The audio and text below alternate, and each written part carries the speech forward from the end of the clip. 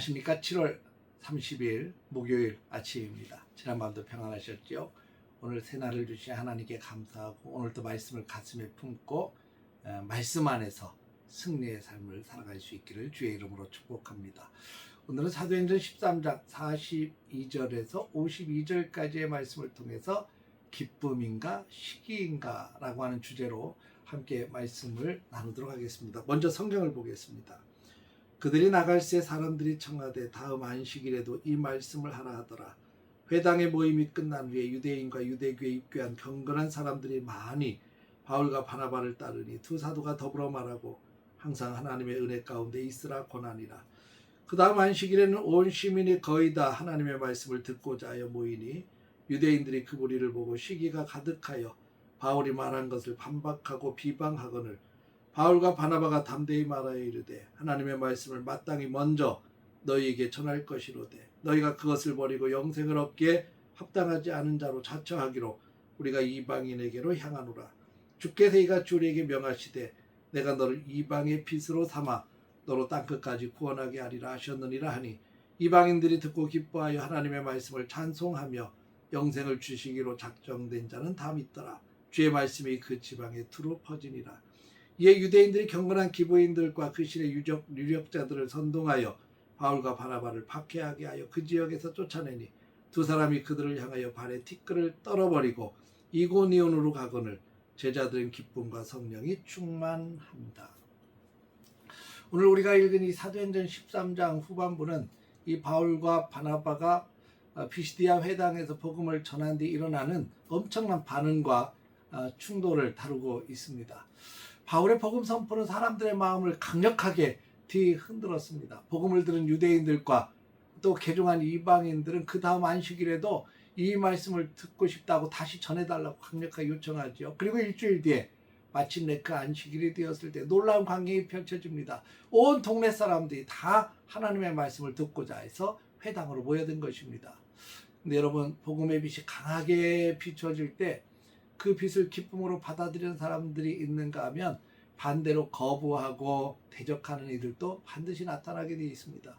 이 도시 전체가 복음을 듣기 위해서 몰려들었을 때 유대인들의 반응은 어땠을까요? 45절을 보면 유대인들이 그 무리를 보고 시기가 가득하여 바울이 말한 것을 비난하고 비방하였다라고 기록하고 있습니다.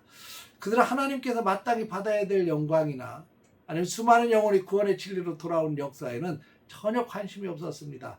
그들의 관심은 오직 자기들이 누리고 있는 이 종교적 주도권 또 영향력 이런 것이 그 도시에 찾아온 이 바울과 바나바라고 하는 외지인들에게 빼앗겨 버리는 것을 견디지 못했습니다. 그들의 마음을 채운 것은 하나님의 말씀에 대한 열정이 아니라 이 사람들에 대한 시기심으로 가득 차 있죠.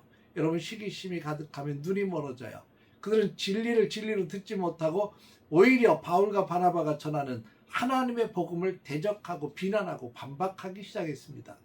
바울과 바나바는 이런 거부에 대해서 이렇게 담대하게 선언합니다. 46절에 하나님의 말씀을 마땅히 먼저 너에게 전할 것이로되 너희가 그것을 버리고 영생을 얻기에 적합하지 않은 자로 자처하기로 우리가 이방인에게로 향하노라. 하나님의 은혜는 거부하는 자에게 억지로 매여 있지 않습니다. 구원의 기회는 유대인들의 시기와 배척을 넘어서 곧바로 이방인에게로 흘러갑니다.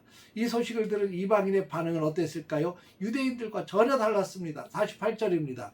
이방인들이 듣고 기뻐하여 하나님의 말씀을 찬송하며 영생을 주시기로 작정된 자는 다 믿더라. 유대인들이 시기심으로 버렸던 그 구원의 은혜를 이방인들은 사모함과 감격으로 받았습니다. 그 결과 주의 말씀이 그 지방 전체에 힘있게 전파되었습니다. 영생의 말씀을 기쁨으로 받는 자들에게는 은혜가 넘쳐났죠. 그런데 스스로 영생을 거부한 자들에게는 심판의 선언이 내려진 것입니다. 근데 유대인들의 모습을 보면 악한 사람들은 계속해서 악한 꾀를 내게 되어 있어요. 그 지역의 기부인들과 유력자들을 선동합니다. 그래서 이 사람들을 이용해서 바울과 바나바를 박해하고 그 경계에서 쫓아내버렸어요. 외면적으로 보면 복음을 전하던 바울과 바나바 일행이 쫓겨나고 실패한 것처럼 보입니다. 그런데 오늘 보면 마지막 52절은 이렇게 마칩니다. 제자들은 기쁨과 성령이 충만하니라. 환경은 박해를 받고 있고 전도자들은 쫓겨나는 상황이었지만 복음을 받아들인 제자들의 마음속에는 성령의 기쁨이 가득했고 이 성령의 기쁨은 그 어느 누구도 빼앗을 수 없었습니다. 세상의 대적과 박해도 성령께서 주시는 영혼의 기쁨을 막아서지 못했습니다. 사랑하는 성도 여러분, 오늘 본문은 동일한 하나님의 말씀을 앞에 두고 너무나도 선명하게 갈라지는 두 부류의 사람을 보여줍니다. 하나는 자기의 기득권과 시기심 때문에 말씀을 배척하는 모습이고, 다른 하나는 환경과 상관없이 말씀의 기쁨 속에서 성령 충만을 누리는 삶입니다. 혹시 우리 안에도 나의 경험, 나의 판단 혹은 다른 사람들의 비교나 시기심 때문에 하나님의 말씀이 내 심령에 떨어지는 것을 막고 있지는 않을까요?